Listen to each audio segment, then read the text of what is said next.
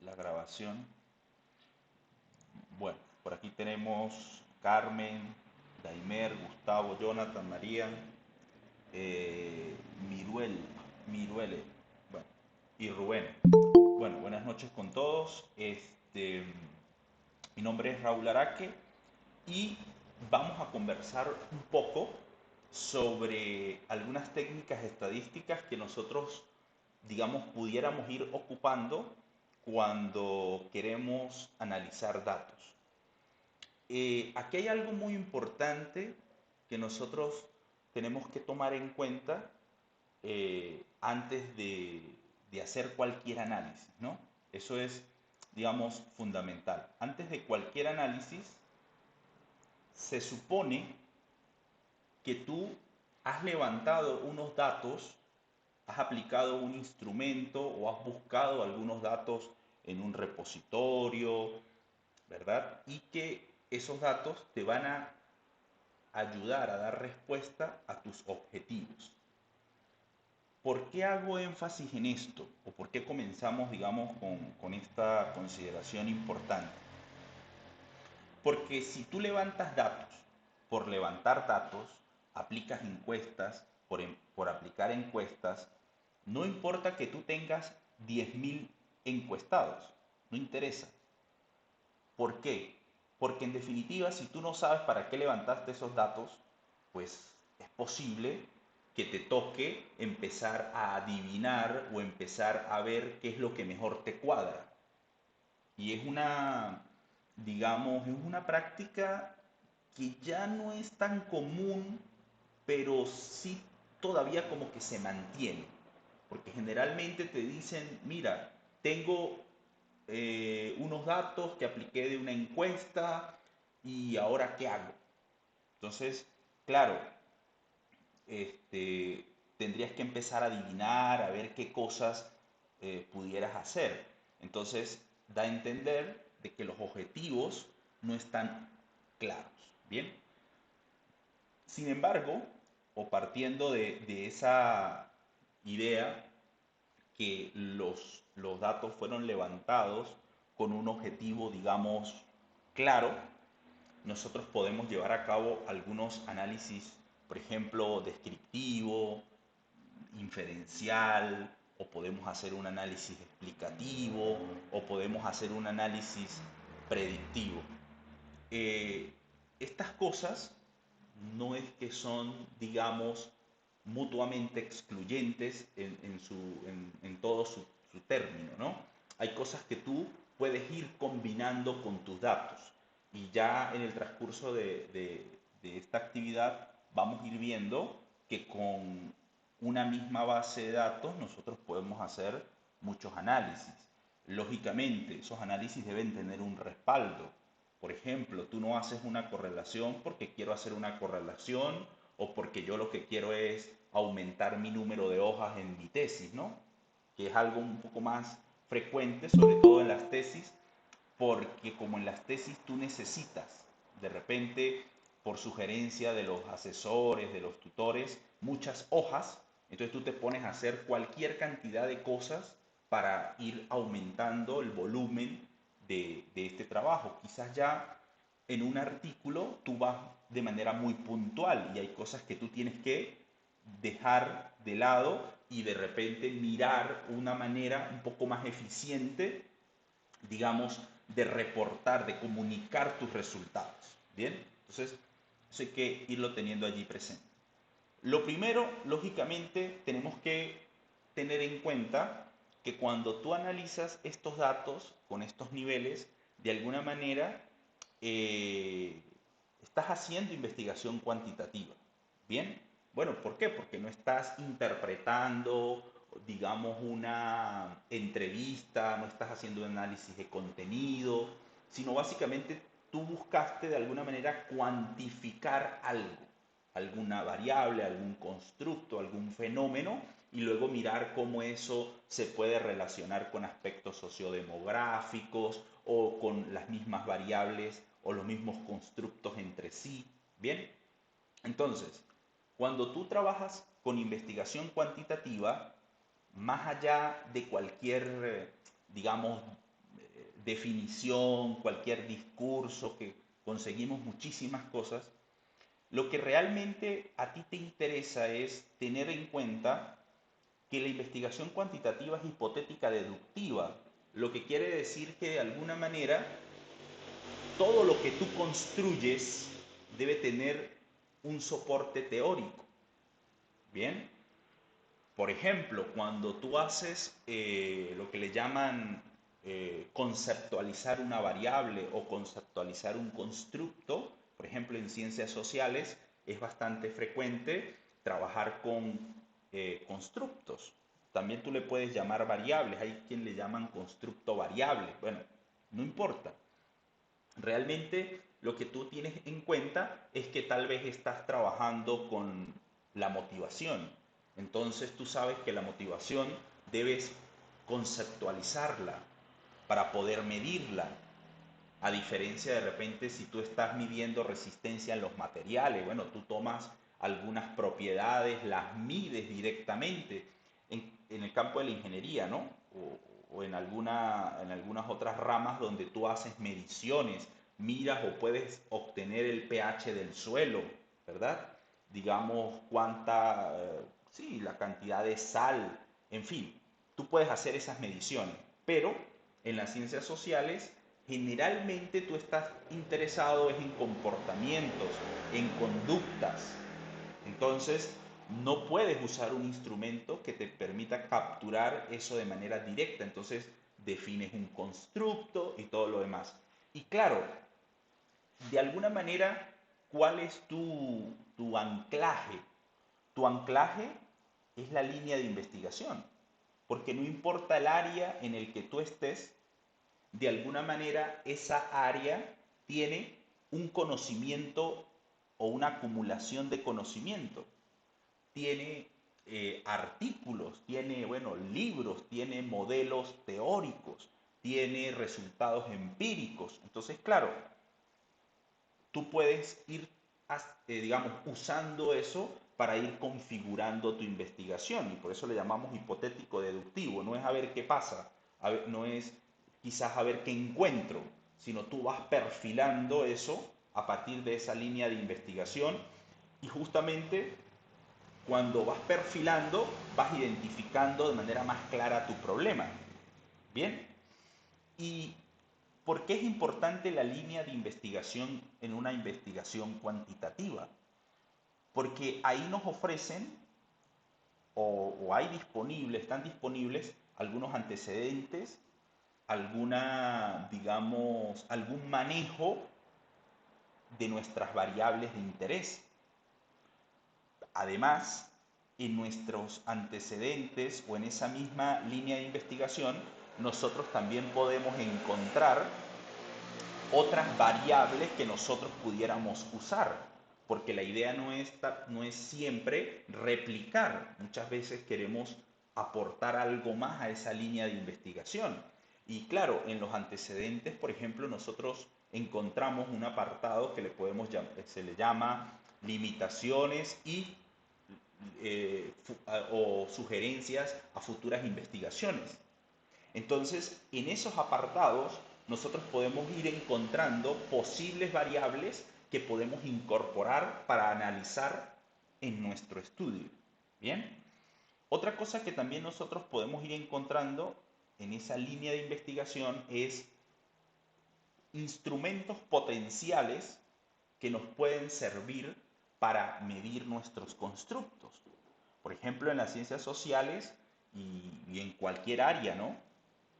Hay instrumentos bien calibrados, hay instrumentos que tienen buen historial y bueno, si nosotros tenemos variables o constructos afines, lo pudiéramos usar en lugar de construirlo desde cero. Porque ya construir un instrumento desde cero pues es una investigación casi que completa y quizá no es el objetivo que nosotros tenemos. Nuestro objetivo quizás más es no mirar las propiedades del instrumento, sino ver cómo se comportan las personas en ese modelo que yo estoy configurando. Bien. Y desde luego, otra cosa que tú puedes ir mirando, extrayendo de esa línea de investigación, son análisis estadísticos. Porque cuando tú miras la línea de investigación, notarás que los métodos que se usan no siempre son los mismos. Hay unos métodos un poquito, digamos, que pueden ser más descriptivos, otros que pueden ser un poco más exploratorios, otros que pueden ser predictivos. Entonces, todo digamos, ese abanico de opciones, quizás nosotros lo podemos ir encontrando en nuestra línea de investigación. Y puede ser que en un artículo que nosotros veamos aparece el nombre, por decirlo de alguna manera, de un ANOVA de un factor o ANOVA de dos factores. Entonces de repente a ti te interesa hacer algo que tenga que ver con ANOVA de un factor. Entonces quizá tú vas mirando y te das cuenta que para hacer esa técnica necesitas que tus datos tengan unas características, necesitas tener cierto tipo de variable que haga una función en tu investigación. Bien, entonces fíjense cómo la línea de investigación, siempre ir leyendo, ir mirando, nos va dando más claridad y nos va a permitir también, digamos, identificar de una manera un poco más clara también los objetivos y desde luego las hipótesis. Bien, entonces fíjense lo importante que es la línea de investigación cuando estamos hablando de una investigación cuantitativa. Aquí hay una ilustración de lo que generalmente uno hace cuando, digamos, plantea un instrumento. ¿Por qué es importante en la investigación cuantitativa el instrumento? Porque obviamente el instrumento es el que te da la materia prima. Y si la materia prima está mal o no es la adecuada, pues lo que tú vas a obtener más o menos es lo mismo, ¿no? Yo siempre digo que la estadística no hace milagros. La estadística es una herramienta. Tampoco la estadística es un fin en sí mismo. Y no necesariamente tenemos que asignarle la estadística, a la investigación cuantitativa toda la relevancia a la estadística. Realmente la columna vertebral en una investigación cuantitativa es ese marco teórico en el cual tú te estás anclando. Ya la estadística, como decimos, es una tecnología, es una herramienta que te permite quizá ir contrastando las hipótesis que tú vayas teniendo, te facilita esos cálculos, ¿bien?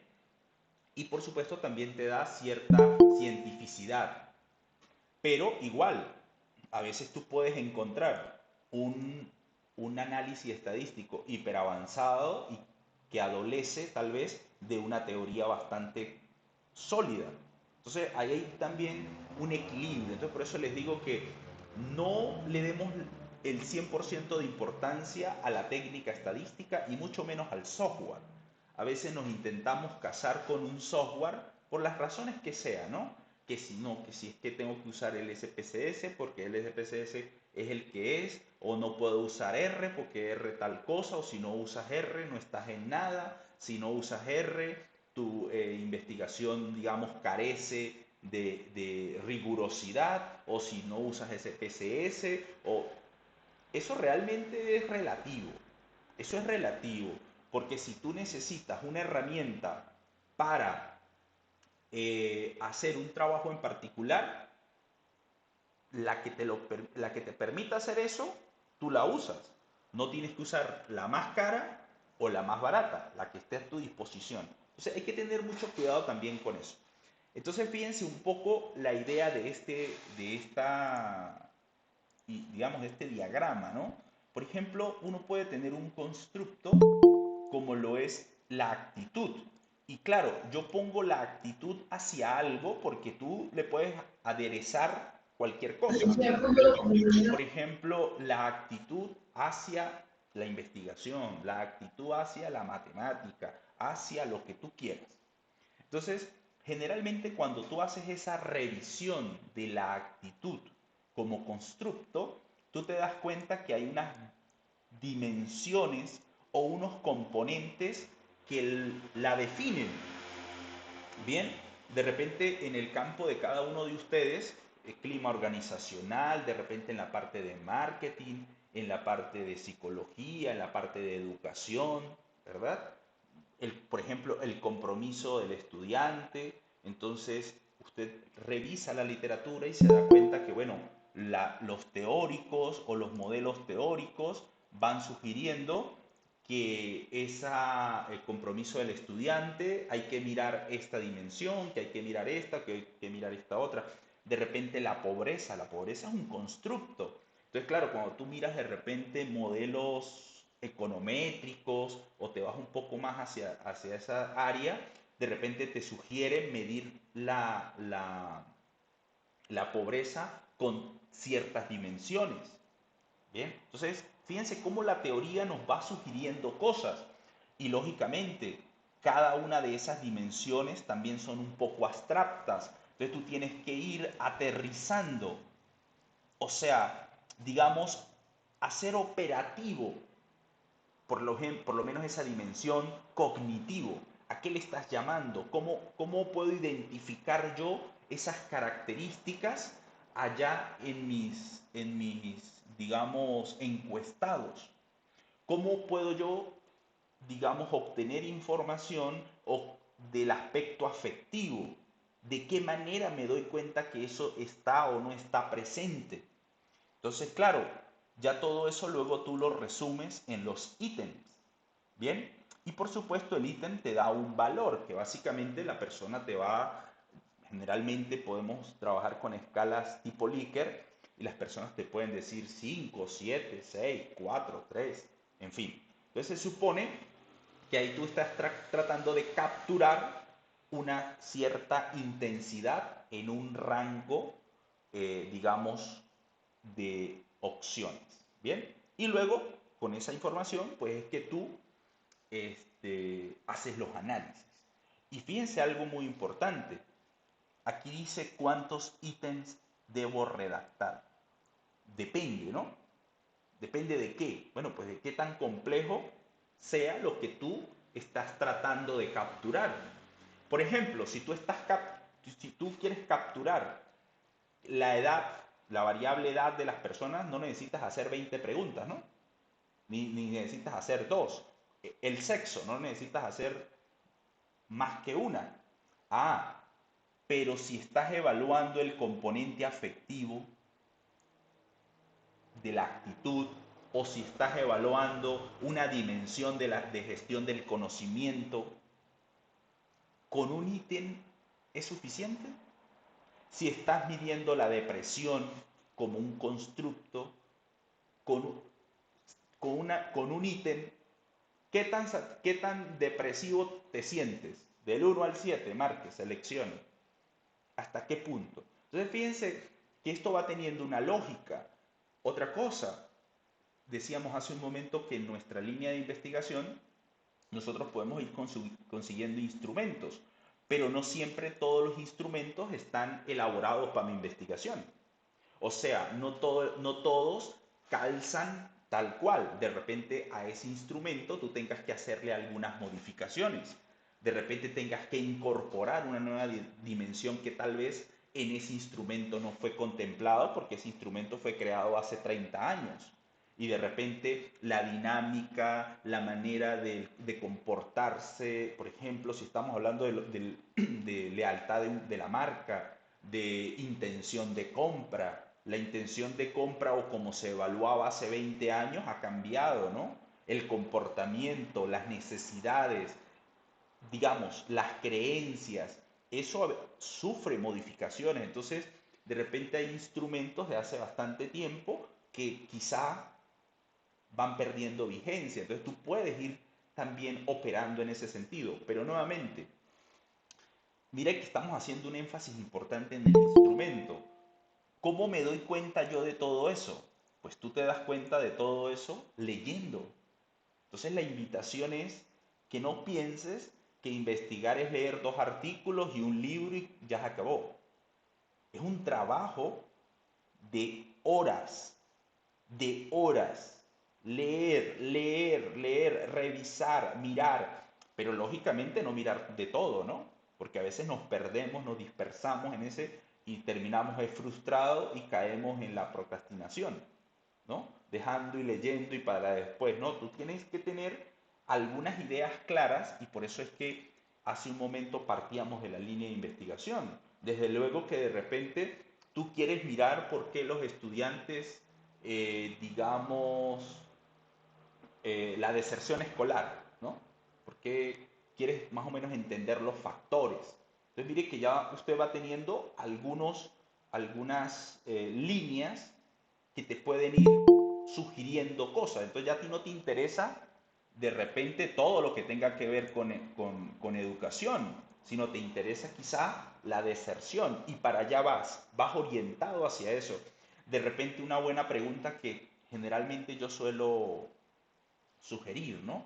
Y bueno, si tú estás estudiando, por decir algo, la deserción, trata de mirar instrumentos, porque a veces cuando tú comienzas mirando instrumentos, cómo la deserción se mide, tú vas aclarando mucho más el panorama.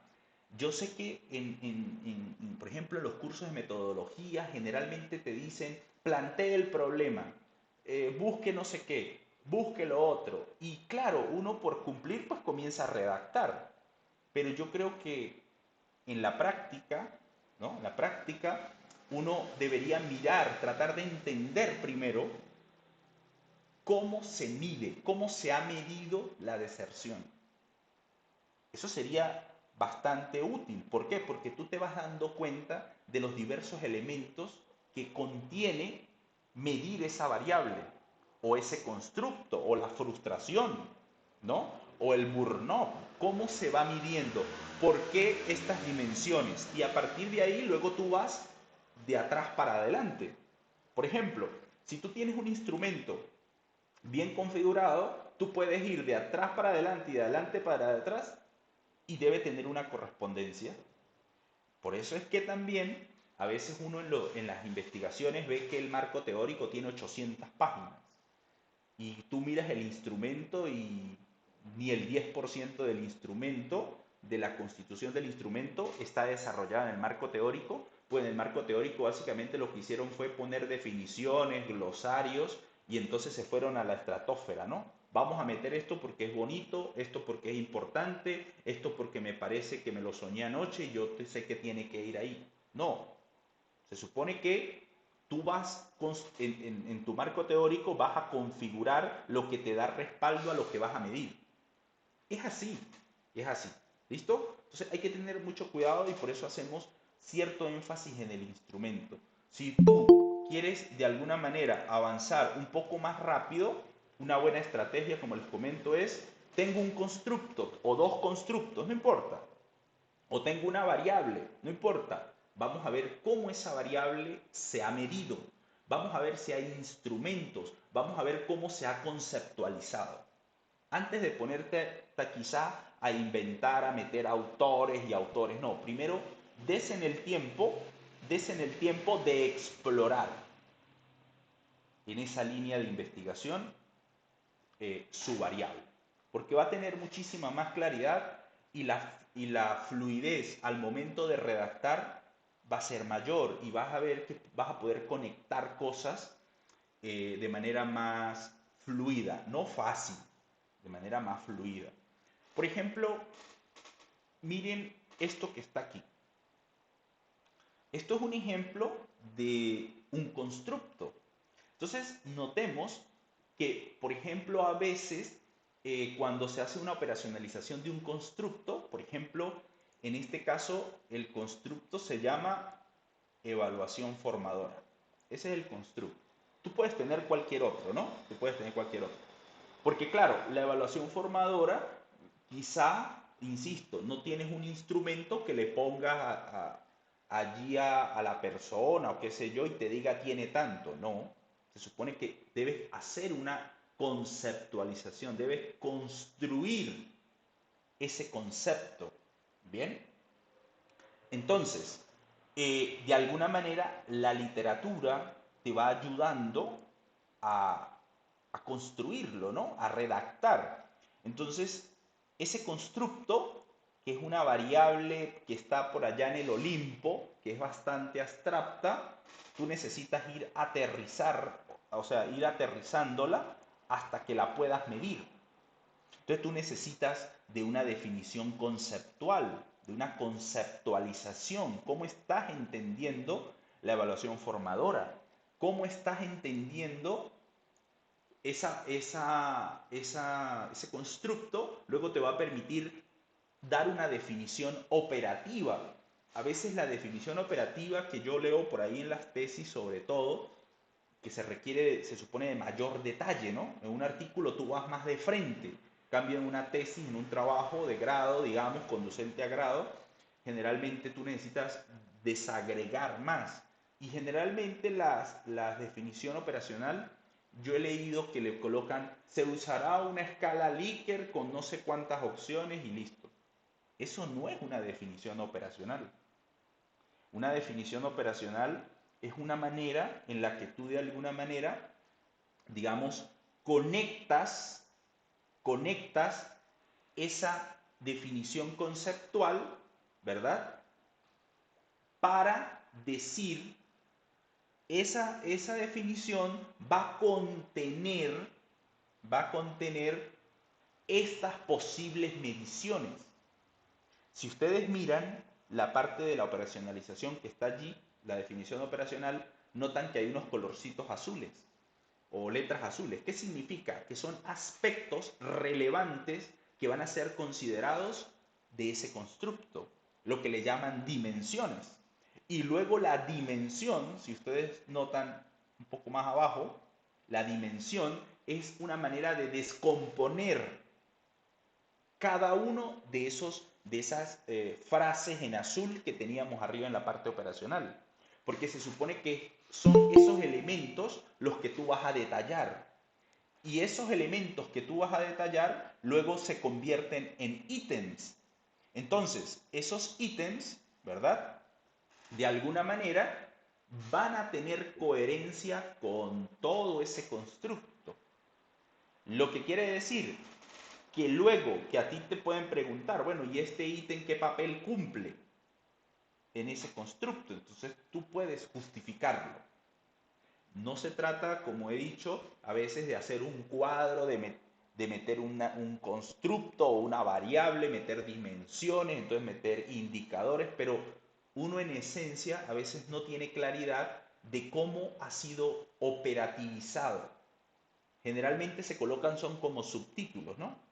Pero la manera en cómo ha sido conceptualizada también a veces difiere de la manera como tú estás midiendo.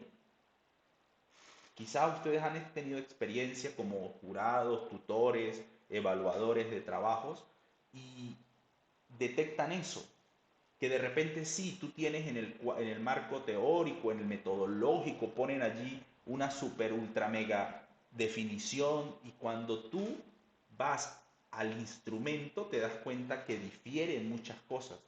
Y es justamente ¿por qué? Porque esa conceptualización no ha sido, como dijimos hace un momento, descompuesta de una manera sistemática, sino lo colocamos ahí de manera general y ya luego miramos si este ítem es bonito, pregunto este otro más y obviamente vamos a tener información, porque la gente nos va a responder. La gente no sabe qué es lo que tú tienes planeado. Te responden y tienes 300 datos, pero resulta que son 300 datos donde la variabilidad que has capturado es irrelevante, porque realmente no te sirve, porque preguntaste de todo, pero menos lo que, digamos, tenías que preguntar. O sea, hay que tener mucho cuidado con eso, muchachos. ¿Listo? Ahora bien, cuando tú sigues también revisando esas líneas de investigación, uno va a notar que necesita del apoyo de la estadística, porque ya dijimos hace un momento, generalmente los objetivos en una investigación cuantitativa pues requieren de estadística, requieren del estudio de esa variabilidad, pero la estadística tú lo puedes enfocar desde lo descriptivo, lo puedes llevar desde lo inferencial. ¿En qué se diferencia, digamos, una de otra? Básicamente la estadística descriptiva siempre está apuntando a la muestra, ¿bien? la estadística inferencial está apuntando a la extrapolación, a la generalización. Pero observen que ahí hay algo, hay un puente en el medio. El puente es, digamos, el proceso de muestreo que tú llevaste a cabo. Porque, por ejemplo, si tu muestreo no es representativo de la población, pues tus inferencias pueden pueden ser cuestionadas. ¿Listo? En ciencias sociales generalmente tú no haces muestreos probabilísticos, eso es mentira. O sea, el 99% de las investigaciones que te ponen, sí, te ponen, pero no te dicen cómo lo hicieron. Porque tú para hacer un muestreo probabilístico necesitas el marco muestral. Y no siempre tú tienes un marco muestral. Y después, ¿cómo seleccionas a esa persona? Bien. Entonces, digamos, aquí hay algunas trampas, sobre todo porque, claro, tú necesitas cumplir unos requisitos, ¿no? Mira, yo necesito colocar en mi trabajo que la población, que la muestra, que cuál fue la fórmula que usé. Si yo no pongo una fórmula, entonces me van a decir que eso no sirve. Eso realmente es mentira. ¿Por qué? Porque un artículo científico, usted se da cuenta que ahí no aparece ninguna fórmula. Y tampoco te dicen que el muestreo fue probabilístico, polietápico, bietápico, estratificado. No, generalmente, ¿qué te dicen? Se levantaron 200 datos, se obtuvieron 800 datos, estos fueron los resultados. Listo. O sea, no hay que tampoco caer en esa trampa. Ahora, ciertamente, hay unos procedimientos, como decimos en tesis, ¿no? Que ahí sí hay como algunos mitos, hay algunas leyendas urbanas, que tú tienes que poner esto así, esto otro así, pero bueno, lo pones, ¿no? Pero debes entender que eso no es relevante, eso no es relevante, ¿bien? Entonces, la estadística descriptiva apunta a la parte, digamos, de tu muestra. En cambio, la inferencial, pues ya de alguna manera tú vas a construir intervalos de confianza, es decir, ahí hay o aparece el concepto de la significancia estadística. ¿Bien? El p-valor, que si rechazas o no rechazas la hipótesis. En lo descriptivo, ojo, en la estadística descriptiva, eso no, no está ahí, no está ahí. Ahora, tú puedes, digamos, cuando investigas, hay algunos niveles, podemos llamar niveles o profundidad, también hay algunos diseños. Alguien me puede decir, bueno, Raúl, digamos, ahí está este autor que te pone que estadística descriptiva, exploratoria, correlacional, predictiva, explicativa y todo eso, ¿no? Sí, yo he visto. Hay libros de metodología que te ponen que si exploratoria descriptiva. Eso está mal. Eso está mal porque con tú decir descriptivo eso, o ponle exploratorio o ponle exploratorio ya. O sea, eso también es cuestionado, ¿no? Usted en artículos, usted no ve que te dicen eso. No, sí, yo he visto, no, pero vamos a artículos de revistas importantes, ¿saben? Nosotros, como en la vida, así como hay gente mala, hay gente buena. Tan sencillo, así como hay revistas y artículos bien, hay artículos no tan bien. Entonces hay que tener mucho cuidado. Por ejemplo, cuando tú miras artículos de revistas importantes, tú notarás que muchos de esos libros de metodología, casi ninguno, bueno, yo no he visto, he citado para dar soporte metodológico, nada de eso. Bien, entonces hay que tener mucho cuidado. Yo no estoy diciendo que los libros de metodología no hay que leerlos, bueno, sí, pero son muy pildorescos. Te intentan cuadrar todo como que para todo vale todo. No, cada campo tiene su especificidad. O sea, hay que tener mucho cuidado también con eso, ¿no? Ahora bien, por ejemplo, la estadística descriptiva, ¿cómo nosotros podemos irla mirando? a través univariada, bivariada, multivariada. Realmente, ¿qué es lo que diferencia la estadística, este nivel descriptivo de los otros niveles?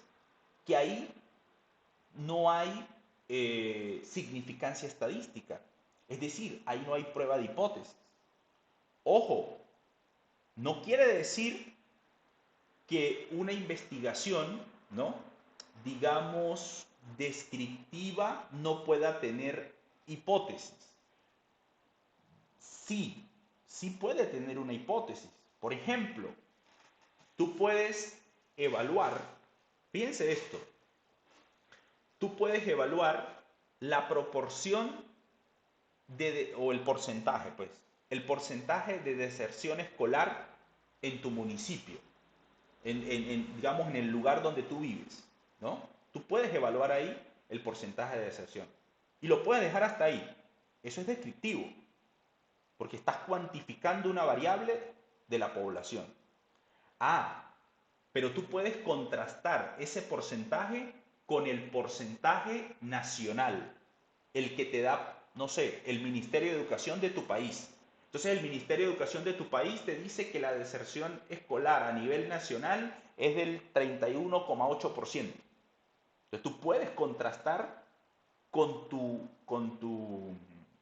resultado de la muestra. Pero observen algo, ¿por qué no es muy común? ¿Por qué no es muy común las hipótesis en este nivel descriptivo? Porque tú necesitas de un parámetro. ¿Quién te da el parámetro? La población. No siempre contamos con parámetros poblacionales. De repente de la deserción escolar, de repente de las enfermedades virales, de repente del número de muertos por cáncer, por no sé qué, pudiéramos obtener porque son cifras de los institutos digamos, ministerios de salud, en fin, a nivel de parámetro de la población, pero no siempre nuestras variables, por ejemplo, el estrés, yo no he visto un parámetro poblacional del estrés. Entonces, ahí tú no puedes contrastar tu resultado con un parámetro porque no existe. Entonces, no es muy común, pero sí lo puedes hacer. Sí lo puedes hacer. Pero ¿qué sucede? Ya cuando tú contrastas tu proporción de deserción, la contrastas con lo que ocurre poblacionalmente, con el parámetro de tu país, ya no es descriptivo. ¿Por qué? Porque ya hay una prueba de hipótesis de por medio. Ya tú lo puedes considerar como un análisis inferencial. ¿Bien? Entonces, miren lo importante aquí. Hay libros, lean libros de metodología para que ustedes se den cuenta que la parte descriptiva nunca te lo ponen como si fuera bivariado o multivariado. Nunca te lo ponen. Básicamente te dicen, mira, la estadística descriptiva es porque se maneja una sola variable. Eso es mentiras. Y ya ahorita vamos a ver procedimientos que, no, que, no, que desmienten eso. Es como cuando te ponen objetivos. Yo he visto clasificaciones de objetivos para la estadística descriptiva. No del todo es cierto, porque a nivel descriptivo tú puedes determinar, pero a nivel relacional tú también puedes determinar, a nivel explicativo también puedes determinar, a nivel predictivo también puedes determinar. Entonces, por eso yo les decía que a veces los libros de metodología lo que hacen es como encasillarnos y realmente las cosas no tienen que ser así, ¿no? Parece como una camisa de fuerza. Ya eso lo iremos comentando más adelante.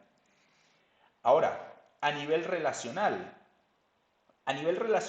sí ya no puedes hacer estadística univariada básicamente porque a nivel relacional por lo menos vas a necesitar dos variables para comparar, para correlacionar, para asociar. Y aquí ya tú puedes ir incluyendo la estadística inferencial. Ya tú puedes ir incluyendo la significancia estadística.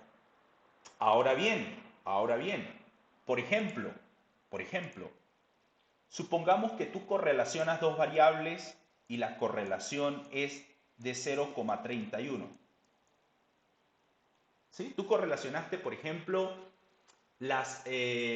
digamos, a ver, la cantidad de horas que estudias y la calificación que obtienes para el examen. No sé.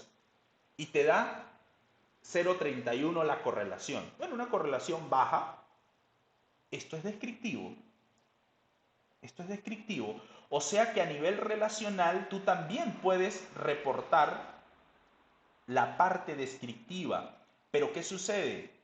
En una correlación tú también puedes acompañarla con un valor P. ¿Listo? Tú lo puedes acompañar con un valor P. Este valor P es la parte inferencial del análisis. Esta es la parte descriptiva. Esta es la parte descriptiva y esta es la parte inferencial.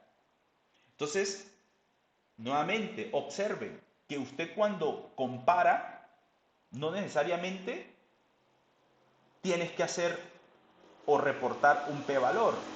Lógicamente, es lo que uno suele hacer, ¿no? Reportar también para ver si las diferencias son o no estadísticamente significativas. Pero tú también te puedes quedar con la magnitud de la diferencia y se acabó. Hay algo que se llama el tamaño del efecto. Y el tamaño del efecto no tiene nada que ver con el p-valor, ni la significancia estadística, ni nada de eso. Es una medida descriptiva del fenómeno. ¿Bien? Entonces hay que tener mucho cuidado con eso. Hay que tener mucho cuidado. Todas las medidas estadísticas tienen una parte descriptiva y otras también tienen una parte inferencial. ¿Para qué uso yo la parte inferencial? Para evaluar mi hipótesis. Para eso la uso. ¿Bien? A nivel explicativo, tú también puedes tener, digamos, varias variables o puedes tener dos variables, ¿sí? Y también incluye la parte, digamos, inferencial. ¿Por qué? Bueno, porque generalmente tú cuando haces la explicación entre variables necesitas ver si esas relaciones que has hipotetizado se deben al azar o no se deben al azar. Bien, entonces necesitas de alguna manera evaluar la significancia porque esas relaciones explicativas son tus hipótesis de investigación. Ya lo vamos a ver más adelante. Entonces fíjense muchachos lo interesante de mirar esto de una manera un poco más general y como sucede en la vida real, ¿no? Como sucede en la vida real. La parte predictiva. La parte predictiva, básicamente, lo que tú buscas es mirar hasta qué punto una variable, digamos, criterio, una variable dependiente, te puede permitir hacer predicciones de un valor que no está dentro de la muestra que tú evaluaste. ¿Bien? También, a veces suelen colocar que la parte predictiva es más importante que la parte explicativa y que lo correlacional. No necesariamente. No necesariamente es así.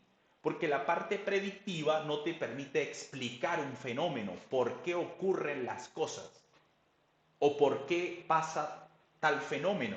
La parte predictiva lo que te va a decir a ti es lo que va a suceder. Eso es todo. No te dice cómo las variables se relacionan para que eso suceda.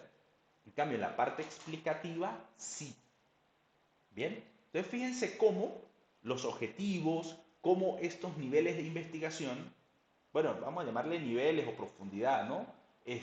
Me van permitiendo a mí tener información un poco más detallada de la relación de mi fenómeno de interés. Y lógicamente también nosotros podemos ir teniendo diseños y que los diseños, en este caso, lo estamos un poco vinculando a la manera como tú puedes ir recogiendo los datos. Por ejemplo, tú puedes hacer un estudio donde tú no levantaste los datos, sino son datos de, por ejemplo, bases de datos, Institutos Nacionales de Estadística, Banco Interamericano de Desarrollo. Bien, entonces no pasa nada. Puedes hacer, por ejemplo, los modelos econométricos. Mucha del trabajo en economía a nivel de modelos, a nivel de predicciones, de proyecciones, no le preguntan a la gente. Se supone que se van a esas bases de datos. Y eso es totalmente válido. Eso también es totalmente válido, ¿no?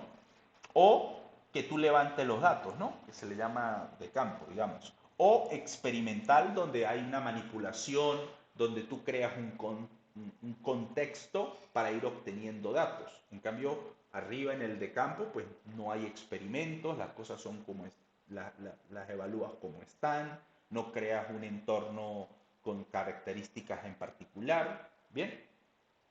Y se supone que todo ello, de alguna manera, va anclado a estos niveles. A nivel experimental, tú puedes llevar a cabo cualquiera de ellos. El diseño documental también y el de campo también. No pasa nada. ¿De qué va a depender? De tu objetivo. Tan sencillo como eso. Quien dicta la herramienta, el tipo de análisis que va a usar es tu objetivo. Más nadie. Como decía hace un momento, para analizar datos debes tener un objetivo. Y lógicamente después levanta los datos y después los analiza. Pero lo primero está el objetivo, si es que, si es que tienes hipótesis, en fin. ¿Bien? Ahora, ahorita ya vamos a empezar a hablar digamos, de algunas técnicas rápidamente, pero miremos un instrumento y datos. Aquí hay un artículo bonito y yo extraje de ahí, por ejemplo, hay 203 estudiantes, se usó una escala tipo Likert y entonces, por ejemplo, aquí están usando una, un constructo que se llama interés, otro constructo que se llama esfuerzo, y aquí están los ítems, ¿sí? Aquí están los ítems de cada uno de ellos. Y por aquí también tenemos otro, yo tomé únicamente competencia, de este tomé únicamente competencia, ¿por qué? Bueno, porque se hacía muy largo, ¿no? Entonces, nada más tomé ese constructo de ahí. ¿Listo? Ustedes pueden bajar este paper y ahí están los datos. Ustedes pueden analizar y manipular. Ahora, ¿cuál es el objetivo que yo quiero con esto? Irles mostrando las cositas que podemos ir haciendo con esos datos. Muchas de las cosas que yo estoy haciendo, que voy a presentar aquí, no se hacen en ese artículo. Yo solamente estoy mostrando con esos datos que están ahí disponibles, pues ir viendo diversas opciones. Por ejemplo, a nivel descriptivo. A nivel descriptivo, tú tienes en cuenta que puedes usar, por ejemplo, análisis, ¿verdad? O puedes, digamos, reportar para variables categóricas o variables no numéricas. Y también tienes formas para reportar variables numéricas. Entonces, por ejemplo, si ustedes observan, aquí hay un constructo competencia, esfuerzo e interés. Ese artículo, ahí hay 4 preguntas, aquí hay 6 preguntas y aquí hay 6 preguntas. ¿Listo? Aquí están sus opciones de respuestas, aquí está el porcentaje para cada una de las preguntas, para esos 213, y aquí tú tienes un promedio global. Y lo mismo para este, lo mismo para este. ¿Listo? Entonces, a nivel descriptivo, tú puedes reportar algo como esto. Tienes tus constructos.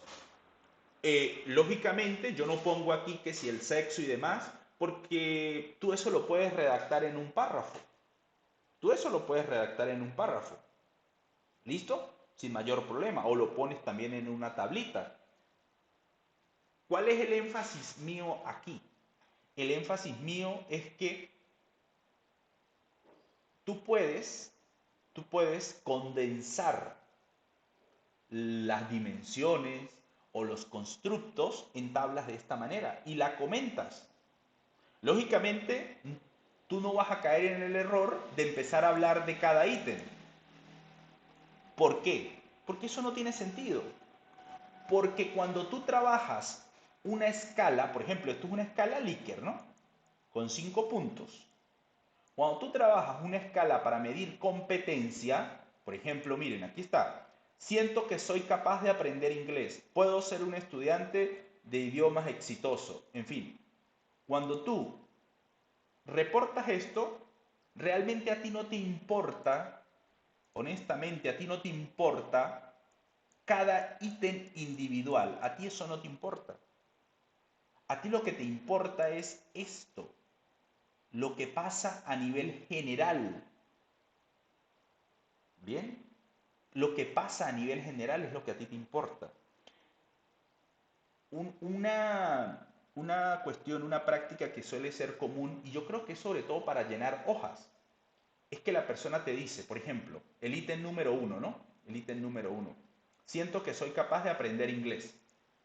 Te dice, respecto al constructo competencia, el ítem este, el 64% o la mayoría que equivale al 64% dijo que siempre y casi siempre el 31% y en menor porcentaje casi nunca de 0,5%. ¿Para qué dices eso si eso está en la tabla? Eso es redundar, ¿no? Y a veces te lo acompañan con un gráfico, peor aún, ¿no? Entonces, claro, la comunicación de tus resultados se pierde, aburres al lector. Entonces, de repente, ¿qué puedes hacer tú? Tú puedes partir de este global, porque este global te está dando información del comportamiento de los sujetos en esta escala. Cuando tú vayas a hacer análisis posteriores, no necesitas los ítems individuales. Generalmente tú usas es lo que sucede en todo el constructo competencia. ¿Bien? ¿Por qué? Porque se supone que todo esto es homogéneo. Se supone que todo esto está abordando el mismo constructo. ¿Bien? Esa es la lógica que hay ahí. Observen que para interés es lo mismo y para este otro esfuerzo es lo mismo. La lógica es la misma. Tú puedes reportar un porcentaje general y comentar el porcentaje general. De repente, si quieres especificar algo en particular, te vas adentro de la tabla y lo remarcas, pero no tienes que ponerte a desarrollar toda la tabla, digamos, textualmente, digitar, porque eso no tiene sentido, ya está en la tabla. Si tú quieres digitar todo, pues no pongas la tabla y digitas todo. ¿Bien? Entonces, esa es una buena práctica. Esta que les presento es muy común al momento de tomar frecuencias y porcentajes. Ahora, supongamos que tú no quieres estas tres tablas, porque si tú llevas estas tres tablas, de repente te va a ocupar mucho espacio, pero tú tienes otra forma de presentar esta misma información que está aquí, está condensada aquí. Está condensada aquí. ¿Listo? El gráfico quizás es una ayuda mucho más rápido a que tú te pongas todo porcentaje. Incluso hay gente que le coloca a estas tablas la frecuencia, le coloca otro poco de cosas. Realmente pierdes al lector, lo distraes con cosas que no son relevantes. ¿Listo? Entonces, aquí está un poco también el resumen, ¿no? Que tú con una mirada te das cuenta que aquí tienes las categorías o los cuantificadores y estos colorcitos son las distintas dimensiones. Y rápidamente te puedes dar cuenta de qué está pasando por dimensión. Bien, entonces, fíjense que eso es una manera de uno ir reportando. Ojo, esto cuando las variables son categóricas o cualitativas que le llaman, ¿no? Pero yo también puedo operar con esos ítems para hacer una valoración global. Por ejemplo, miren esto que está aquí. La persona 1 dijo 5 a la pregunta 1 de competencia. Dijo 5, dijo 4, dijo 3. Bueno, aquí hay otro que dijo 5, 5, 5, 5. Aquí hay otro que dijo 4, 3, 4, 3. La persona número 1 tiene un total en esa escala de 18. La persona número 8 tiene 20 en esa escala. ¿Listo? Eso es básicamente, ¿qué hice? Sumar las puntuaciones, por ejemplo, de competencia. Yo puedo decir, pero ¿qué significa 18? Por ejemplo, ¿qué significaría este 15? ¿Qué significaría? ¿Qué significaría ese 19? ¿Qué pasa si alguien tiene 5? ¿Qué pasa si en lugar de este 19 aquí fuera un 5? Bueno, de repente aquí marcó 1, aquí marcó 1, aquí marcó 1 y aquí marcó 2. Eso dio 5, ¿no? O de otra manera, pero que dé 5. Pero ¿qué significa eso? Por ejemplo, ¿qué significa eso? ¿Y por qué esta manera es muy usual? Y por eso yo les decía hace un momento que el ítem de manera independiente no es relevante. Lo relevante es la configuración total, la puntuación total. Por ejemplo, cuando tú tienes una escala que, ¿cuántos ítems tiene? 1, 2, 3 y 4. ¿Cuál es la puntuación más baja que puede obtener una persona ahí? 4, ¿verdad? ¿Por qué 4?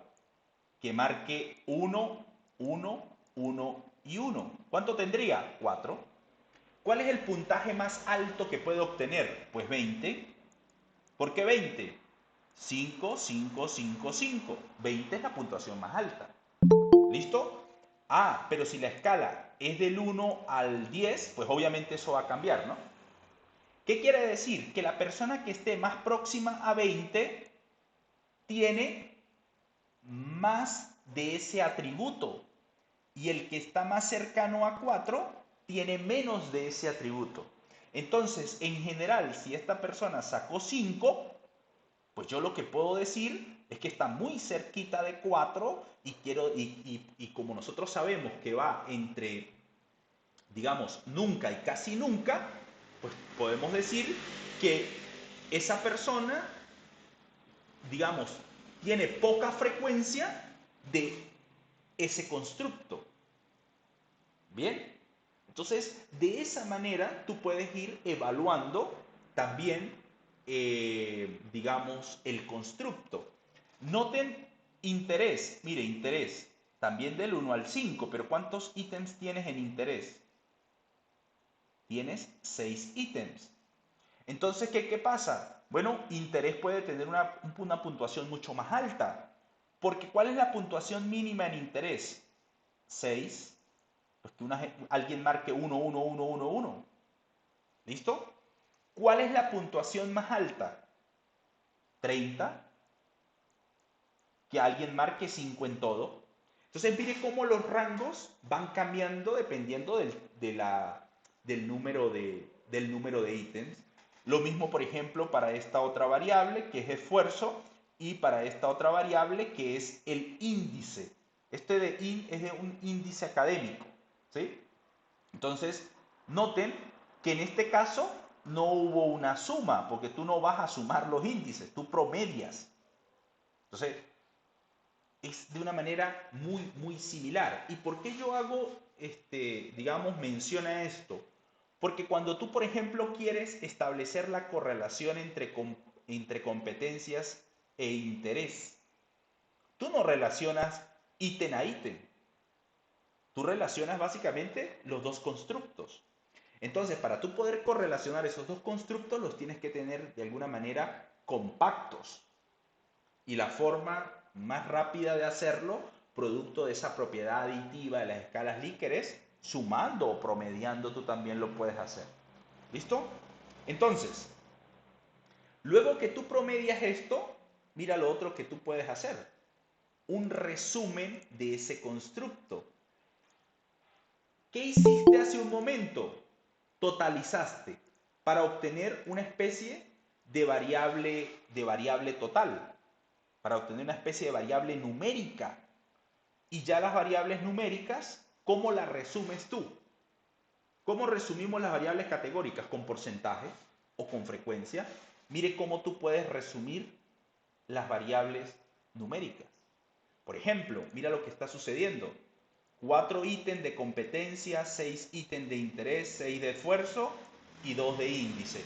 La media para cada uno, la media, su desviación, su coeficiente de variación, su asimetría, su kurtosis, y de repente también aportas ahí el alfa de Cronbach, que es la medida de la consistencia interna basada en el alfa de Cronbach. ¿Listo? Entonces, miren cómo esta manera de reportar, de alguna manera, está capturando información de esto,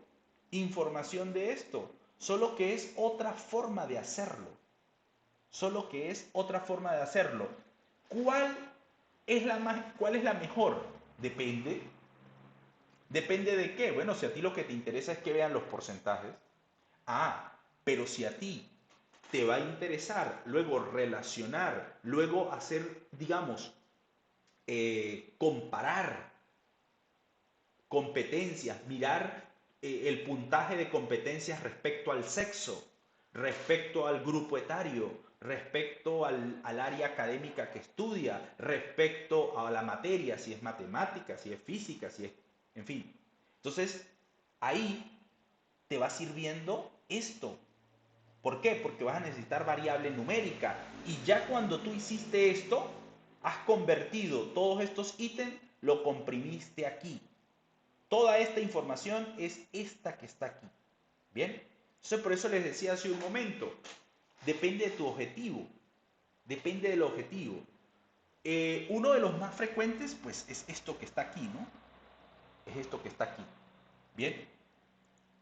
Ahora, miren, y esto es descriptivo, ¿no? Miren que aquí yo no he hablado de hipótesis, yo no he hablado nada de eso, porque estamos a nivel descriptivo.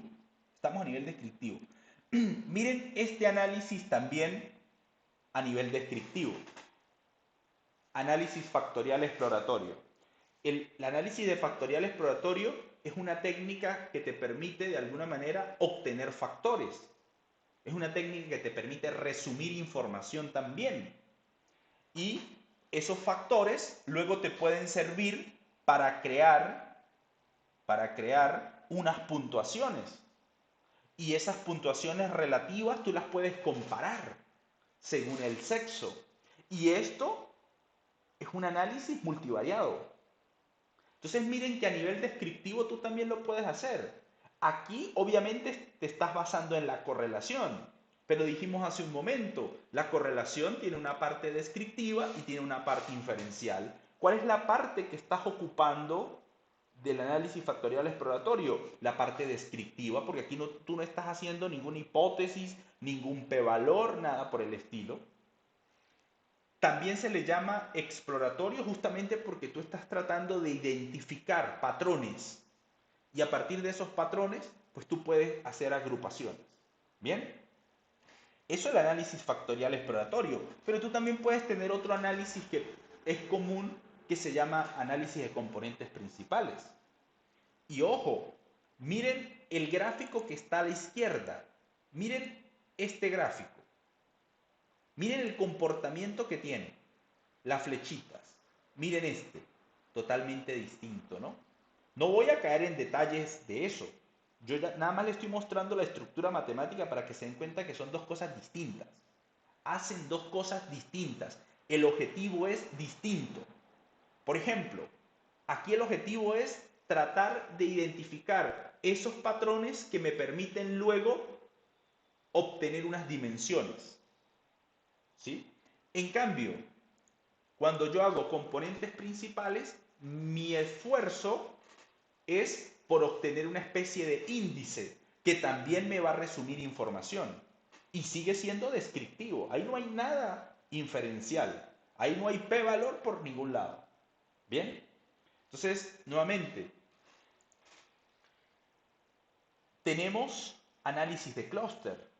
Por ejemplo, yo puedo tener un grupo de variables y tratar de identificar grupos a partir de esos datos. Yo uso un clúster, que también es una técnica exploratoria, pero es descriptiva. ¿Listo? Es descriptiva. Entonces, yo luego, con esos grupos, por ejemplo, yo puedo obtener promedios. Miren que en este caso, yo estoy trabajando con los mismos datos. Miren, por ejemplo, yo puedo obtener grupos a partir de esas variables. Por ejemplo, mire, aquí me detectó un grupo, o un clúster. Mira, aquí hay un clúster. Quiere decir que esta gente que está aquí tiene algo en común. Esta gente tiene algo en común distinta a este que está aquí. Lo mismo con este y lo mismo con este. Y eso yo lo puedo ir viendo aquí. Mire, el clúster 1, el clúster 2, el clúster 3, el clúster 4. Estoy de alguna manera explorando, estoy describiendo comportamientos en mis datos. ¿Listo? Entonces, miren, por ejemplo, este grupo tiene un promedio de 15, este tiene un promedio de 16, este de 19 y este de 13. En esta variable interés, 11, 18, 23, 22. Entonces, si usted nota, hay cosas que en un grupo son distintos a los otros. Y justamente el clúster te permite hacer eso. Y yo luego, con estos grupos, puedo hacer análisis posteriores. Bien, puedo hacer comparaciones de grupos, puedo hacer correlaciones, puedo hacer muchas otras cosas. Entonces, noten que a nivel descriptivo, tú también puedes operar a nivel bivariado, a nivel univariado, o puedes trabajar a nivel multivariado, sin ningún problema, sin ningún problema. ¿Bien? Entonces, lógicamente, todo esto va a ir dependiendo de los objetivos que tú tienes a disposición. Ahora, el nivel inferencial. ¿Qué caracteriza el nivel inferencial? Básicamente el análisis de la significancia estadística. Es decir, construir una hipótesis estadística. Eso es lo que lo caracteriza. Fíjense que en el análisis descriptivo no hablamos por ningún lado de hipótesis. No hablamos por ningún lado. Ahora aquí ya hablamos de hipótesis estadística. Ahora, tú dirás, ¿y en qué es lo mismo hipótesis estadística e hipótesis de investigación? Pues no, no es lo mismo. Son cosas distintas, si no se llamaran igual.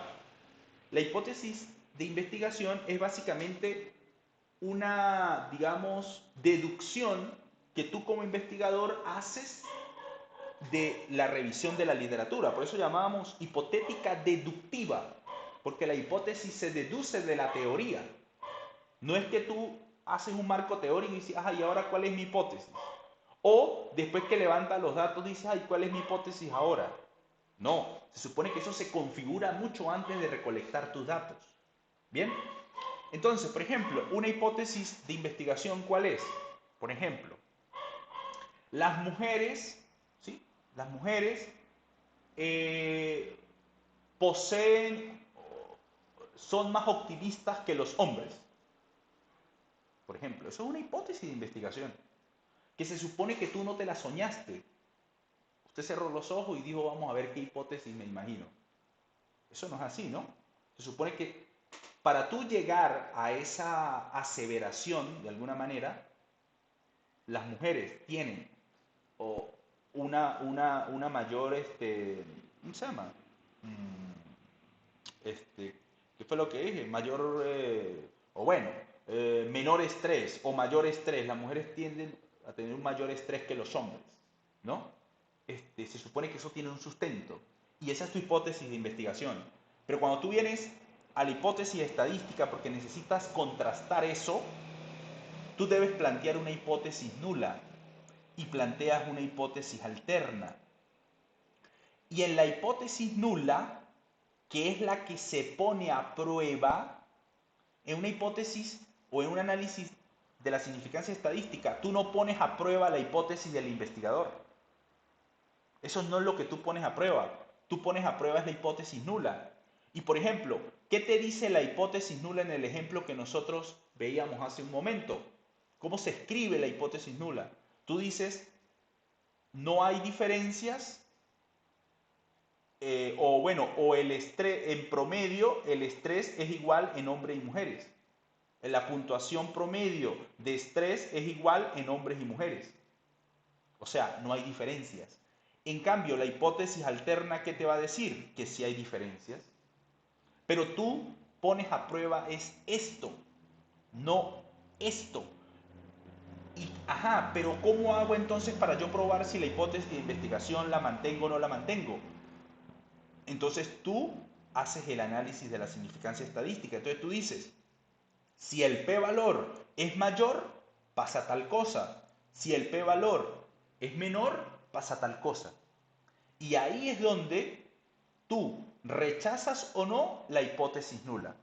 Si tú no rechazas la hipótesis nula, ¿a qué estás llegando? Que en hombres y mujeres no hay diferencia respecto al promedio de estrés.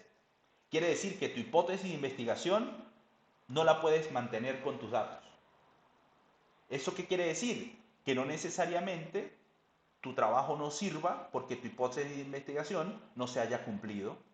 Eso quiere decir que tienes que justificar por qué sucedió eso. Eso quiere decir que puede ser que tu instrumento no haya sido el adecuado. Eso quiere decir que probablemente tu población, digamos, no está bien representada en ese constructo. Puede ser que tú tengas un tamaño de muestra muy pequeño, un tamaño de muestra muy grande, o puede ser que haya poca variabilidad en la información que capturaste.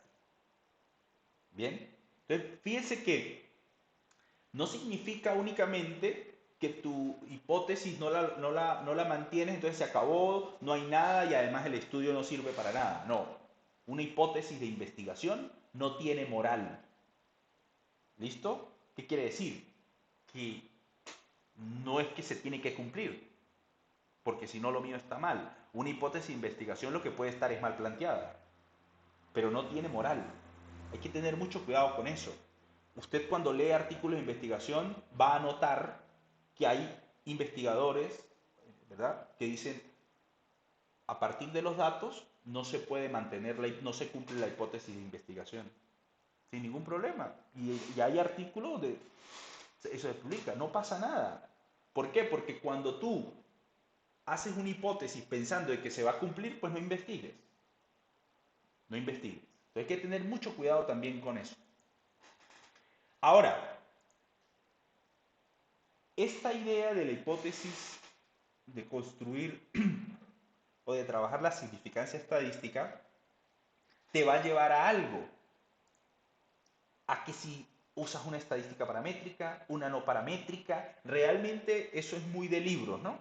Eso es muy de libros y es muy de personas que se han formado y no se han actualizado. Cuando tú entras a un artículo, tú te das cuenta que, mira, yo he visto muchos artículos y ahí no te andan diciendo que se evalúe el supuesto de normalidad, porque en definitiva todo eso va orientado a la población. Y muchas de las formas en cómo tú capturas el tamaño de la muestra no es probabilístico, no es representativo de tu población, porque eso implica mucho trabajo, eso implica mucho dinero. Ya decíamos hace un momento, imagínate que tú tengas un grupo de 20.000, una población bien de 20.000.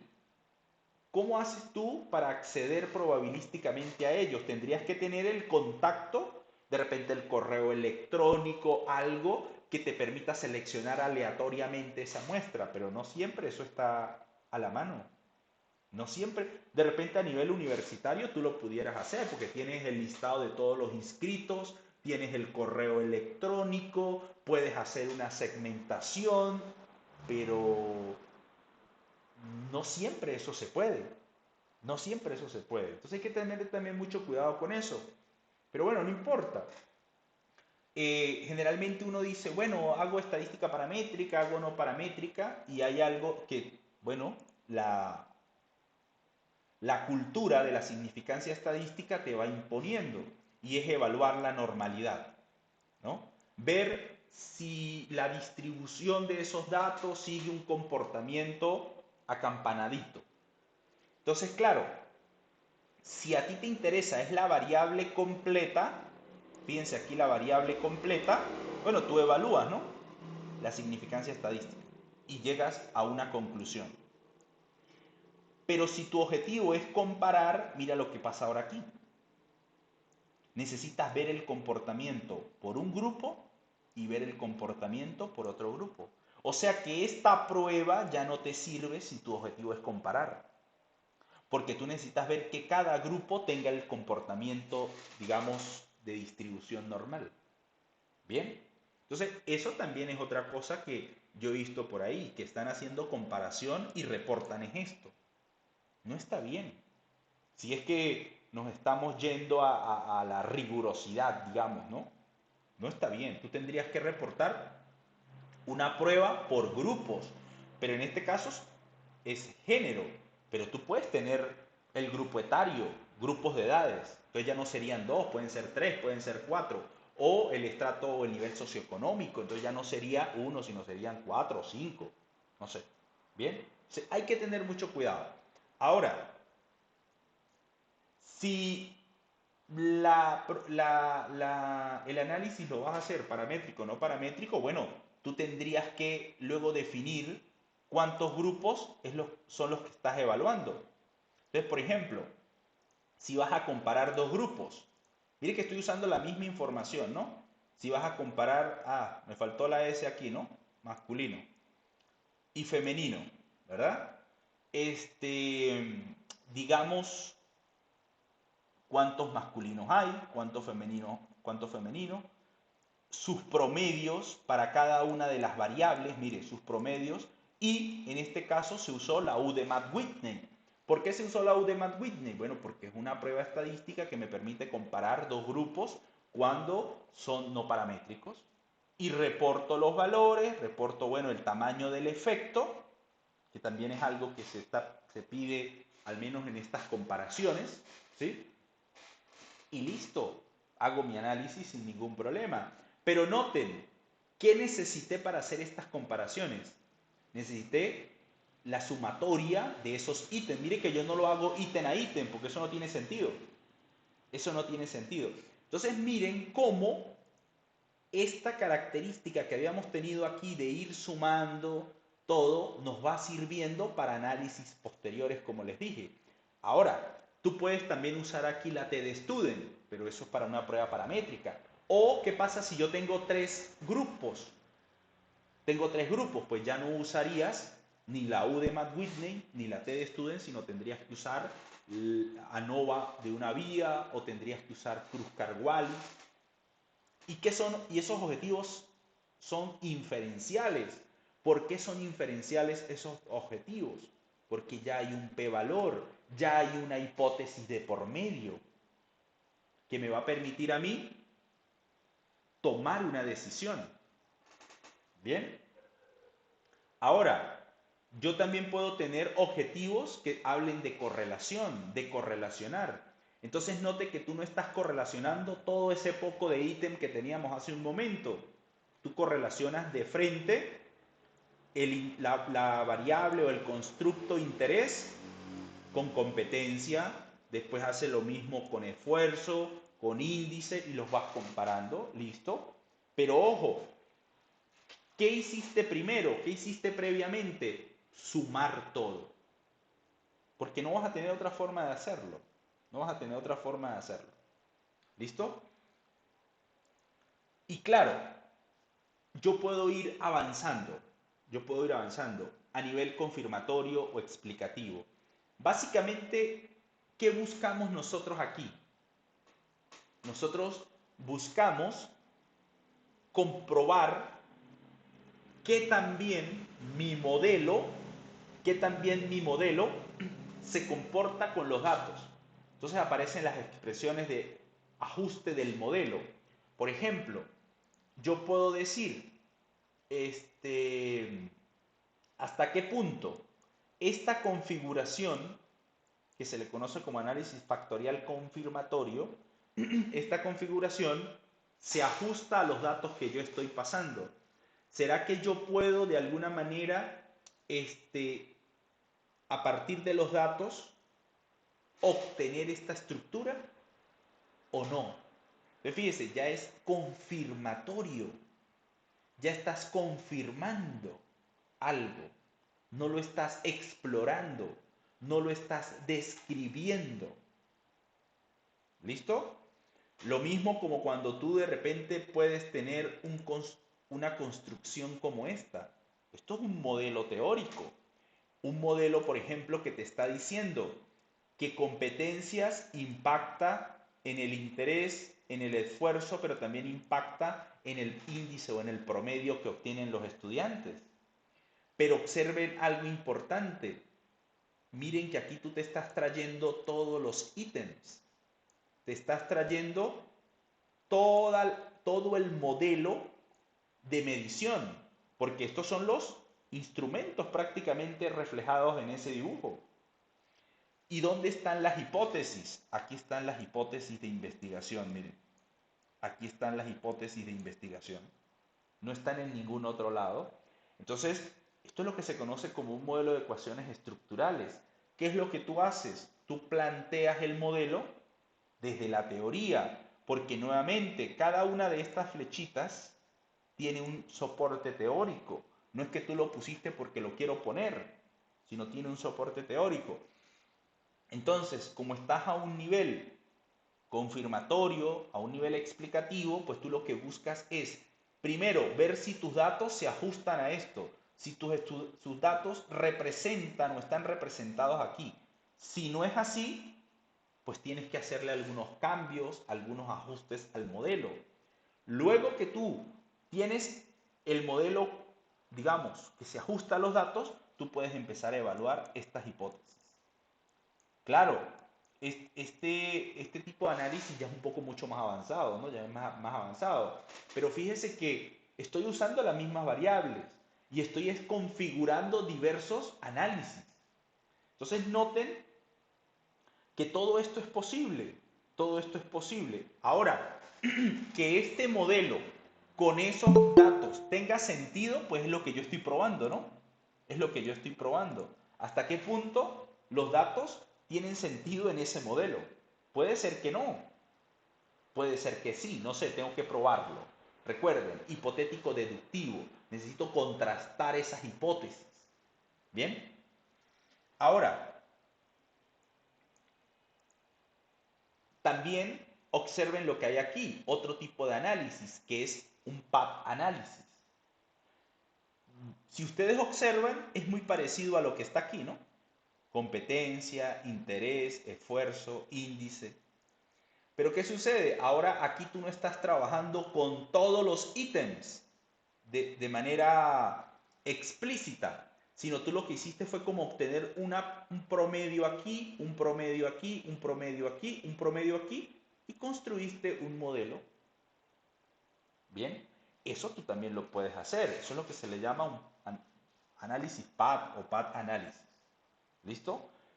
Y mira, la lógica es muy similar. Necesitas evaluar si los datos se ajustan a este modelo para luego tú comenzar a evaluar estas hipótesis si son o no estadísticamente significativas. Bien, eso es lo que tú vas haciendo. Ahora, a nivel predictivo, ¿cuál es el interés? A nivel predictivo, a ti te interesa, por ejemplo, hacer, digamos, se supone proyecciones fuera de la muestra. Se supone que tú buscas que ese modelo que has construido te permita obtener datos a futuro, de repente. Entonces está, por ejemplo, el análisis de regresión. En el análisis de regresión tú construyes un modelo para predecir una variable, en este caso, ¿cuál es la variable dependiente? El índice. Entonces, ver cómo las competencias, cómo el esfuerzo ayuda a predecir una calificación. Bien, nosotros ya habíamos visto que tú puedes ir obteniendo los totales, total por estudiante. ¿Qué pasa si un estudiante tiene 5 en competencia? ¿Qué pasa si tiene 8 aquí? ¿Qué pasa si aquí tiene 10? ¿Cuánto pudiera tener en el índice? ¿Cuál sería ese valor, digamos, como esperado? A través de un análisis de regresión tú lo puedes hacer. Pero el análisis de regresión tiene una desventaja, que generalmente tú vas a obtener es sobre la muestra. O sea, con respecto a la muestra. No lo puedes hacer fuera de la muestra.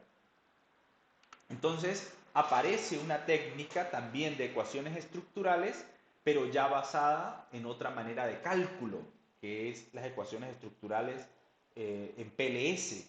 Entonces ya aquí no te interesa confirmar el modelo, ya a ti lo que te interesa aquí es esta predicción. Miren que los ítems todos volvieron a aparecer. ¿Listo? Todos los ítems volvieron a aparecer. Entonces, ¿hasta qué punto esta variable, estas variables y estas variables te ayudan a predecir esto que está aquí? Y el PLS es una técnica obviamente mucho más potente que que la regresión, ¿no? Que la regresión múltiple o que cualquiera de las que están basadas en regresión. Entonces te permite, por ejemplo, hacer predicción dentro de la muestra y fuera de la muestra. Pero básicamente el interés, ¿cuál es? Este, maximizar la explicación. No me importa si el modelo tiene un buen ajuste, eso no me interesa. Lo que me interesa es hacer predicción. Por ejemplo, yo siempre he visto que las personas a veces no les queda muy clara la diferencia entre explicar y predecir. Aquí hay un buen artículo, ustedes lo pueden buscar lo pueden googlear por allí, explicar o predecir, ¿no? Entonces, fíjense, algo, digamos, como un resumen de todo ese artículo, ¿no? Cuando están en esa explicación de diferencia entre explicar, predecir, a veces la gente tiende a decir que uno es más importante que otro, ninguno es más importante que el otro, se complementan, depende de tus objetivos, ¿bien? Depende de tus objetivos. Entonces, fíjese esto, un modelo mal especificado puede producir predicciones o buenas predicciones. ¿Qué significa un modelo mal especificado? Que no necesariamente todas estas hipótesis se cumplen, sino que aquí el objetivo es que esto prediga, que me haga buenas predicciones, que el rendimiento del modelo a nivel predictivo sea bueno. Pero, por ejemplo, en las otras ecuaciones estructurales que veíamos, la especificación del modelo debe estar bien con los datos. Por eso hablábamos de ajuste del modelo. Pero puede ser que tú tengas un modelo bien ajustado a tus datos, pero que a nivel de predicción sea pobre. Entonces, por ejemplo, cuando vimos aquí lo de ecuaciones estructurales, a ti no te interesa predecir eso, te interesa que el modelo global funcione bien para estar seguro de las hipótesis. Miren este. Ahora, si usted mira este, aquí no le importa si el modelo está bien especificado, le importa es que esto prediga, que se pueda tener un buen rendimiento de predicción. Eso es todo. Bien. Entonces, por eso les digo que aquí no hay cosas binarias, una cosa o la otra. No. Aquí las cosas se van complementando. Hay que ir mirando, hay que ir revisando. Y de alguna manera, ¿cómo me doy cuenta yo de cuál de estas estrategias es la más adecuada? Pues depende de la lectura que tú has hecho y depende de qué es lo que tú quieres con tus constructos. ¿Por qué? Porque tú puedes simplemente resumir con totales tu modelo. De repente tú quieres un modelo un poco más a detalle, quieres un modelo confirmatorio, quieres ver qué pasa con los datos y tu modelo. Entonces te toca usar otra herramienta, otra estrategia estadística. ¿Bien? Eso hay que tenerlo muy, muy claro, muchachos. Entonces, noten que aquí hay varias cosas que uno puede ir haciendo. No encasillarse en una sola. No es que únicamente con un porcentaje, con un promedio, con una correlación. No necesariamente. Todo va a ir dependiendo de el nivel que tú tengas. Y una buena manera de esto es ir aprendiendo. Cada investigador, cuando uno está haciendo su trabajo, o bueno, uno va metiendo en su maleta de metodología, su maleta de estrategias, de análisis, diversas técnicas. O como yo les decía hace un momento, de repente tú estás haciendo un modelo y te das cuenta que generalmente se trabaja con ciertas estrategias. Entonces, aprende esa estrategia, apréndela bien. ¿Qué implicaciones tiene? ¿Qué pasa con los datos? ¿Cómo lo debo levantar? En términos operativos los datos son mejores ahí de forma individual o a partir de un promedio? Bien, entonces eso de leer es muy importante. Ahora, todo esto tiene una finalidad, obviamente. La finalidad es que si tú quieres, digamos, aprender un poco sobre este tipo de modelos, teóricos, pues tú construyes un modelo teórico y luego quieres estadística para evaluarlo, para confirmar o para evaluar tus hipótesis de investigación, porque estás trabajando con los constructos y necesitas trabajar con constructos, necesitas relacionar constructos. Bueno, es una oportunidad que estamos ahora ofreciendo para trabajar con ecuaciones estructurales, que es una técnica que se está ocupando mucho ahora. Ya la parte de correlacionar, de grupos, sí, pero esto es lo que se está dando un poco más. Pero no es una cuestión de moda, es una cuestión de que tenemos herramientas a disposición. Hace 20 años esto quizás no era muy común. Bueno, el poder de cómputo, el acceso, en fin, era más limitado. Ahora no. Ahora tú revisas muchas investigaciones de alto impacto y notarás que las correlaciones sí, pero es algo antes de, no es el objetivo en sí mismo. ¿Bien? Y justamente como uno trabaja con constructos, pues modelar esos comportamientos, ¿no? Y claro, cuando tú trabajas con ecuaciones estructurales, pues también es todo un mundo, ¿no? En este caso, en este curso, pues buscamos un poco, primero nosotros vamos a definir qué son constructos, cómo se construyen, cómo se configuran y luego empezar a evaluar esos modelos con nuestros datos, ¿bien?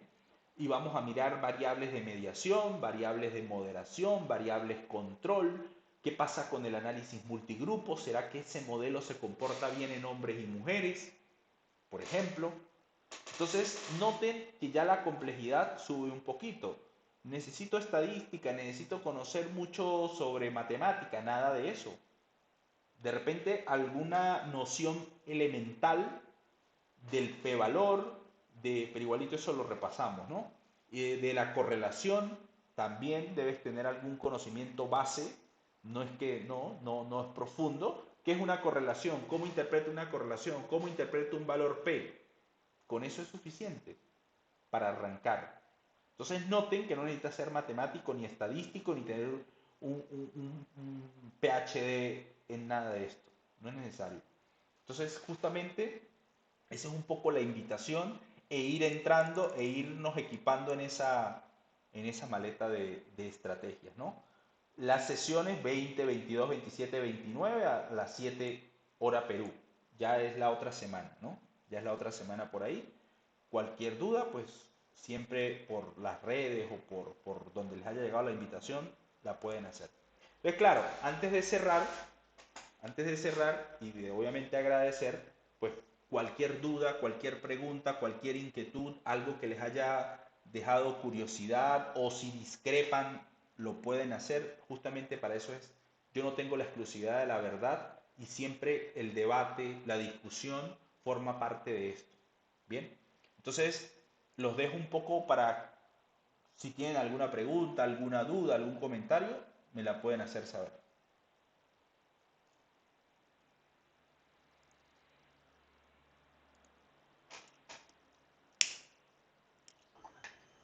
Profe, ¿cómo está? Buenas noches. Buenas noches, Edwin. Ajá. Profe, una consulta. Eh, Al principio decía de que en el estudio correlacional también se podría utilizar estadística inferencial. Y mi pregunta era, es decir, ¿en qué caso utilizamos estadística inferencial y estadísticas descriptivas, profe? Gracias. Ok. Mira, siempre. Por ejemplo, cuando tú haces estadística inferencial, automáticamente haces descriptiva. ¿Por qué? Por lo que decíamos hace un momento. Por ejemplo, miren, vamos a volver a este. Vamos a volver a este. Mira, ¿dónde está la parte descriptiva en este estudio de comparación? La parte descriptiva está aquí, miren. Los promedios, la desviación, esa es la parte descriptiva. ¿Dónde está la parte inferencial? Aquí está la parte inferencial. En una correlación, ¿dónde está la parte descriptiva? En una correlación, la parte descriptiva es 0,30. Esa es la correlación. Esa es la magnitud de la correlación. ¿Dónde está la parte inferencial? Bueno, aquí estas flechitas que vienen representando al p-valor. ¿Bien? Insisto, tú pudieras suprimir esto. Te quedaste solo con la parte del fenómeno, la parte descriptiva. Pero ya luego, cuando tú usas la estadística inferencial, automáticamente lo acompañas con un p-valor. ¿Para qué? Para ver la hipótesis nula. La hipótesis nula. ¿Cuál es la hipótesis nula aquí? ¿Cuál es la hipótesis nula? Bueno, que el interés y la competencia no se correlacionan. ¿Cuál es la hipótesis alterna? ¿Cuál es la hipótesis alterna? Que el interés y las competencias están correlacionados. ¿Cómo haces para decidir? Este valor no te permite decidir, te permite decidir es el p-valor. ¿Es mayor a 0.05? ¿Es menor? Bueno, acepto o rechazo. Entonces, esa es la parte de la significancia estadística que te permite rechazar o no la hipótesis. Pero siempre que tú hagas inferencia estadística, vas a tener una parte descriptiva y una parte inferencial. En cambio, cuando tú haces únicamente estadística descriptiva, pues básicamente siempre vas a tener digamos, la magnitud. No vas a tener un p-valor, no vas a tener no estás probando una hipótesis. ¿Listo? Sí, gracias, profe. Y otra consulta más. Hablabas también de nivel de predictivo. Es decir, si fuera un estudio descriptivo o correlacional, eh, ¿se podría también predecir o es que tiene que ser muy aparte realizar un estudio predictivo, profe? Gracias.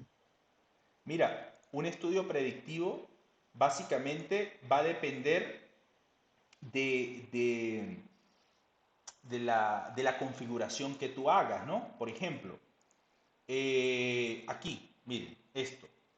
Esto tú lo puedes, si quieres, evaluar en términos de una predicción. Por ejemplo, insisto, va a depender del objetivo. Entonces, por ejemplo, si tu objetivo es predecir este índice académico, entonces tú usas esta serie de variables. Entonces, a ti a ti en esencia, no te interesa si la configuración del modelo está bien. A ti lo que te interesa es que estas relaciones que tú estás estableciendo, esta relación, estas relaciones que están aquí, te ayuden a maximizar esto, a maximizar la variabilidad de esta variable dependiente. Eso es lo que te importa. Entonces, perfectamente tú lo puedes plantear. ¿De qué va a depender? Obviamente de la literatura de alguna manera, ¿no? Porque tal vez para predecir el índice quizás el sexo no sea tan relevante. Entonces es una variable que tú no vas a meter ahí porque no tiene sentido. Pero de repente el involucramiento de los padres puede ser una variable que puede afectar el índice de los estudiantes, puede ser. O otra variable, las estrategias de los profesores o la misma actitud de los estudiantes, la motivación. De repente tú puedes meter aquí otra variable que se llama motivación y puedes medir la motivación en esa materia en particular. Entonces, por eso les digo, no importa el modelo como tú los configures. Lo que tú buscas es tratar de explicar de que el rendimiento explicativo sea lo mayor posible, ¿no? ¿Listo? Muchas gracias, profe, muchas gracias. Vale, perfecto. Bueno, muchachos, sí, lo que dicen por aquí, o sea, hay que ir mirando, ¿no? La investigación, si tú lo ves como algo cuadrado, pues estás perdiendo el tiempo. ¿Por qué? Porque la investigación no es cuadrada. Entonces, lo que sí queda claro, y es un poco la recomendación es, ¿cuáles son tus objetivos? Bien, si tu objetivo es la confirmación del modelo, pues tienes que ocupar estrategias para eso. Si es nada más comparar grupos, pues tienes que usar estrategias para comparar grupos. Pero lo que también queda claro y es un poco la motivación y pues es un poco también lo que la invitación a este tipo de actividades que nosotros vamos desarrollando es que ahorita se está ocupando, digamos, herramientas estadísticas que te permiten representar la realidad un poco más compleja. Porque comparar dos grupos es bastante limitado. Pero de repente, construir un modelo donde muchas de las variables que en la comparación han sido excluidas, quizá vas a obtener una mirada mucho más clara de lo que pasa en ese fenómeno que estás estudiando. ¿Bien? Entonces justamente estos modelos de ecuaciones estructurales también te van ayudando. Otra cosa, cuando tú comparas, por ejemplo, aquí, cuando tú haces comparaciones, básicamente te pierdes también información de los ítems, cosas que en los modelos de ecuaciones estructurales tú lo capturas. ¿Bien? Entonces, claro, cada cosa va teniendo sus ventajas, sus desventajas, pero ya les digo, trabajar con este tipo de modelos, con que tú conozcas algo de correlación, o por lo menos interpretar, ¿no? Y con que tú conozcas lo que es un p-valor, cómo evalúo yo la hipótesis, es suficiente para arrancar aquí. No nos dejemos llevar porque la estadística es para estadísticos o para matemáticos. No necesariamente eso es cierto. Si tú vas a hacer matemática pura, estadística pura o estadística teórica, pues sí necesitas bastante formación en eso. Pero aquí tú lo que vas es aplicar. Ah, hay una estrategia, hay una técnica. ¿Qué necesito para usar? ¿Qué necesito evaluar? ¿Qué necesito mirar? ¿Qué necesito reportar? Listo. ¿Vale, muchachos? Entonces, bueno, esa es ahí, como se dice, la invitación. Si están interesados, bueno, si no, siempre también estamos discutiendo sobre otros temas. Si no hay más preguntas, si no hay más comentarios, bueno, pues agradecerle por el tiempo, por la confianza en estas actividades y nos veremos pronto. Vale, muchachos. Gracias, profesor. Saludos, buenas noches. Saludos, maestro.